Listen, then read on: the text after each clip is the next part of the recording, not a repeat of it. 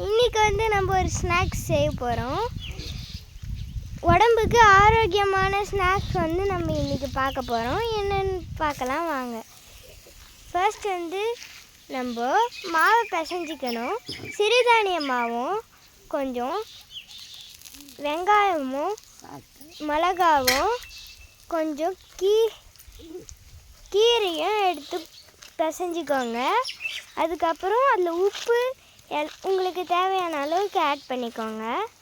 Add பண்ணிக்கிட்ட பிறகு அதை நல்லா மிக்ஸ் பண்ணிக்கோங்க. நீங்கள் இப்போ வடை எல்லாம் செய்கிறீங்கள்ல, அதுக்கு எப்படி மாவு பிசைவீங்களோ அதே மாதிரி மாவு பிசைஞ்சிக்கோங்க. நெக்ஸ்ட்டு இப்போ அந்த மாவை எடுத்து நீங்கள் வந்து ஒரு வாழை இலை இருந்துச்சுன்னா அதை கட் பண்ணி எடுத்துக்கோங்க. அந்த வாழை இலையில் நீங்கள் லைட்டாக ஆயில் போட்டு நீங்கள் அதில் ஆயில் லைட்டாக ஸ்ப்ரெட் பண்ணிவிட்டு அதுக்கப்புறம் நீங்கள் அதில் வந்து அடை மாதிரி தட்டி எடுத்துக்கோங்க. தட்டி எடுத்துன பிறகு நீங்கள் அப்படியே வந்து இந்த மாதிரி போட்டு நல்லா டபுள் சைடும் திருப்பி போட்டு ரோஸ்ட் பண்ணிக்கோங்க.